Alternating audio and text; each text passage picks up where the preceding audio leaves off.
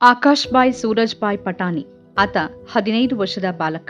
ತನ್ನ ತಾಯಿ ನಡೆಸುವ ಚಹಾ ಅಂಗಡಿಯ ಪಕ್ಕದಲ್ಲಿ ಹಾಯಾಗಿ ಮಲಗಿದ್ದ. ಆತನ ಮೇಲೇನೆ ಬಂದೆರಗಿದೆ ಮಹಾ ವಿಪತ್ತು ವಿಮಾನದ ರೂಪದಲ್ಲಿ.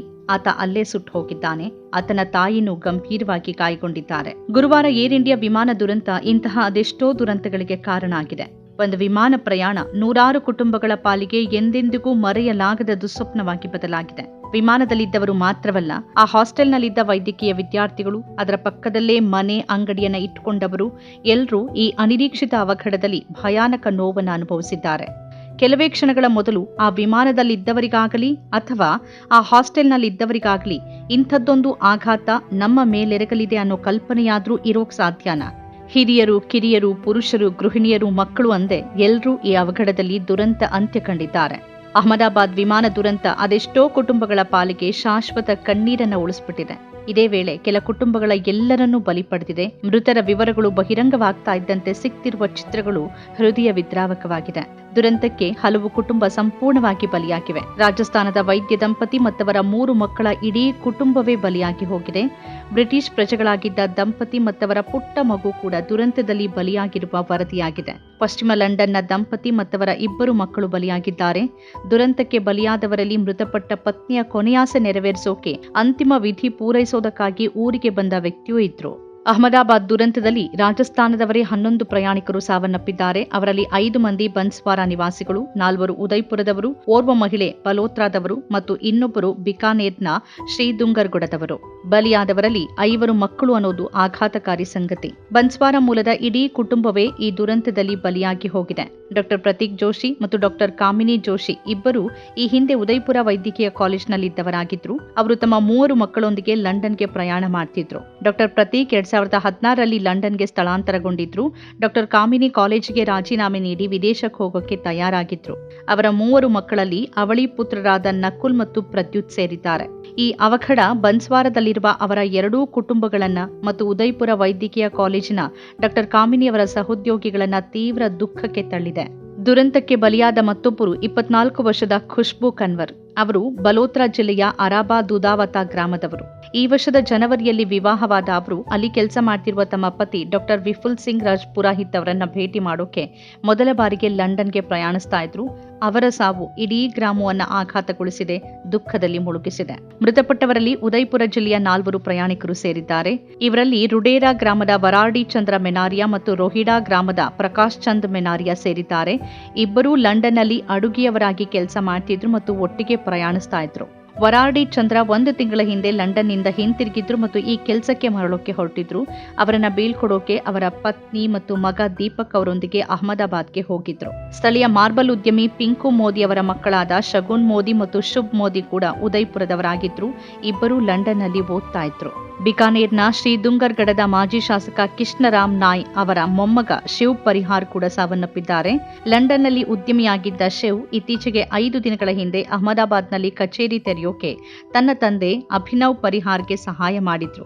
ಭಾರತದಲ್ಲಿ ಶಾಶ್ವತವಾಗಿ ನೆಲೆಸಲು ಉದ್ದೇಶಿಸಿದ್ದ ಅವರು ತಮ್ಮ ಪತ್ನಿ ಮತ್ತು ಮಗುವನ್ನ ಕರೆತರೋಕೆ ಲಂಡನ್ಗೆ ತೆರಳ್ತಾ ಇದ್ರು. ದುರಂತದಲ್ಲಿ ಸಾವನ್ನಪ್ಪಿದ ಬ್ರಿಟಿಷ್ ಪ್ರಜೆಗಳಲ್ಲಿ 3 ಗ್ಲಾಸೆಸ್ಟರ್ನಲ್ಲಿ ವಾಸಿಸ್ತಾ ಇದ್ದ ಕುಟುಂಬಕ್ಕೆ ಸೇರಿದವರು. ಅಖಿಲ್ ನಾನಾಬಾವ ಮತ್ತು ಅವರ ಪತ್ನಿ ಹನ್ನಾ ವೊರಾಜಿ ಮತ್ತು ಅವರ 4 ವರ್ಷದ ಮಗಳು ಸಾರಾ ನಾನಾಬಾವ ವಿಮಾನದಲ್ಲಿದ್ರು.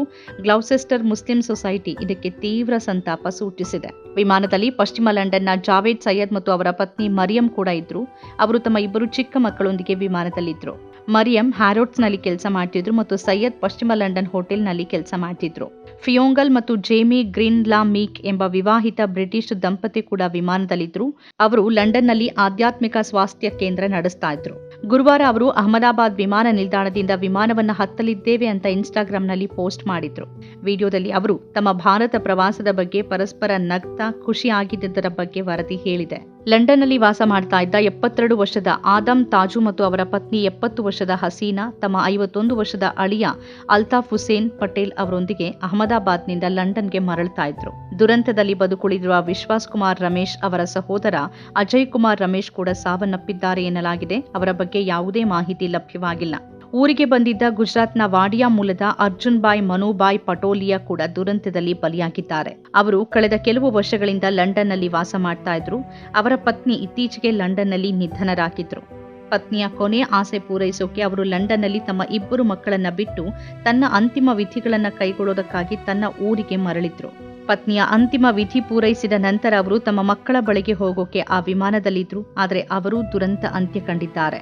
ದುರಂತದ ಬಲಿಪಶುಗಳಲ್ಲಿ ಒಬ್ಬರಾದ ವೈದ್ಯಕೀಯ ವಿದ್ಯಾರ್ಥಿ ಆರ್ಯನ್ ರಾಜಪೂತ್ ಗ್ವಾಲಿಯರ್ ಮೂಲದವರು. ಅವರು ಪ್ರಥಮ ವರ್ಷದ MBBS ಓದ್ತಾ ಇದ್ರು. ವಿಮಾನ ಕಟ್ಟಡಕ್ಕೆ ಅಪ್ಪಳಿಸಿದಾಗ ಅವರು ವೈದ್ಯಕೀಯ ಕಾಲೇಜಿನ ಹಾಸ್ಟೆಲ್ ಮೆಸ್ನಲ್ಲಿ ಊಟಕ್ಕೆ ಕುಳಿತಿದ್ರು. ವಿಮಾನ ಕಟ್ಟಡಕ್ಕೆ ಡಿಕ್ಕಿ ಹೊಡೆದಾಗ ಹಲವಾರು ನಿವಾಸಿಗಳು ಮತ್ತು ಪಕ್ಕದಲ್ಲಿದ್ದವರು ಸಾವನ್ನಪ್ಪಿದ್ದಾರೆ. ಬಲಿಯಾದವರಲ್ಲಿ 15 ವರ್ಷದ ಆಕಾಶ್ ಬಾಯ್ ಸೂರಜ್ ಬಾಯ್ ಪಟಾನಿ ಕೂಡ ಸೇರಿದ್ದಾನೆ. ಆತ ತನ್ನ ತಾಯಿ ಚಹಾ ಅಂಗಡಿ ನಡೆಸುವ ತಳ್ಳುಗಾಡಿ ಮೇಲೆ ಮಲಗಿದ್ದಾಗಲೇ ಬಲಿಯಾಗಿ ಹೋಗಿದ್ದಾನೆ. ಆಕಾಶ್ ತಕ್ಷಣವೇ ಬೆಂಕಿಯಲ್ಲಿ ಪ್ರಾಣ ಕಳೆದುಕೊಂಡ್ರೆ ತಳ್ಳೋ ಬಂಡಿಯಲ್ಲಿ ಚಹಾ ಕೊಡ್ತಾ ಇದ್ದ ಅವನ ತಾಯಿ ಸೀತಾಬೆನ್ ಪಟಾನಿ ತೀವ್ರ ಸುಟ್ಟ ಗಾಯಗಳಿಂದ ಬಳಲ್ತಾ ಇದ್ದು ಅಹಮದಾಬಾದ್ನ ಸಿವಿಲ್ ಆಸ್ಪತ್ರೆಯಲ್ಲಿ ಚಿಕಿತ್ಸೆ ಪಡೆದಿದ್ದಾರೆ. ಆಕೆ ಇರುವ ವಾರ್ಡ್ನಿಂದ ಕೆಲವೇ ಮೀಟರ್ ದೂರದಲ್ಲಿ ಆಕೆಯ ಮಗನ ದೇಹ ಮರಣೋತ್ತರ ಪರೀಕ್ಷೆ ಕೊಠಡಿಯಲ್ಲಿದೆ. ಅಪಘಾತ ಸಂಭವಿಸಿದ ಬಗ್ಗೆ ಸೀತಾಬೆನ್ ಪತಿ ಆಟೋ ರಿಕ್ಷಾ ಚಾಲಕ ಸೂರಜ್ ಬಾಯ್ಗೆ ಅರ್ಧ ತಾಸಿನ ಬಳಿಕ ತಿಳಿಯಿತು ಅಂತ ಹೇಳಲಾಗಿದೆ. ಸ್ಥಳಕ್ಕೆ ಬಂದಾಗ ಮಗ ಸಾವನ್ನಪ್ಪಿರುವುದು ತಿಳಿಯಿತು. ಮಗ ಬುದ್ಧಿವಂತನಾಗಿದ್ದ ಅಂತ ನೆನೆಯುವ ಅವರು ಯಾವುದೇ ಸರ್ಕಾರ ಅಥವಾ ಯಾವುದೇ ಪರಿಹಾರ ತನ್ನ ಮಗನನ್ನ ತನಗೆ ಮರಳಿ ತರಲಾರದು ಅಂತ ಗೋಳಾಡ್ತಿದ್ದಾರೆ. ನಮ್ಮ ಕಾರ್ಯಕ್ರಮಗಳನ್ನ ನೀವು ನೋಡ್ತಾ ಇದ್ರೆ ನಮ್ಮ ಚಾನೆಲ್ ಅನ್ನ ಸಬ್ಸ್ಕ್ರೈಬ್ ಮಾಡಿ, ಪಕ್ಕದ ಬೆಲ್ ಐಕಾನ್ ಒತ್ತಿ ನಮ್ಮನ್ನ ಬೆಂಬಲಿಸಿ. ಹಾಗೆ ನಮ್ಮ ಕಾರ್ಯಕ್ರಮಗಳನ್ನ ಲೈಕ್ ಮಾಡಿ, ಕಮೆಂಟ್ ಮಾಡಿ, ಅದನ್ನ ಬೇರೆಯವರಿಗೂ ವಾಟ್ಸ್ಆಪ್ ಮೂಲಕ ಶೇರ್ ಮಾಡಿ. ನೀವು ಹೀಗೆ ಮಾಡಿದಾಗ ನಮ್ಮ ಚಾನೆಲ್ ಇನ್ನಷ್ಟು ಮತ್ತಷ್ಟು ಜನರಿಗೆ ತಲುಪಲು ನೀವು ನಮ್ಮೊಂದಿಗೆ ಸಹಕರಿಸಿದ ಹಾಗಾಗುತ್ತೆ. ಇದು ನೀವು ಯಾವುದೇ ಖರ್ಚಿಲ್ಲದೆ ಕೆಲವೇ ಸೆಕೆಂಡುಗಳಲ್ಲಿ ನೀಡಬಹುದಾದ ಸಹಕಾರ. ಧನ್ಯವಾದಗಳು.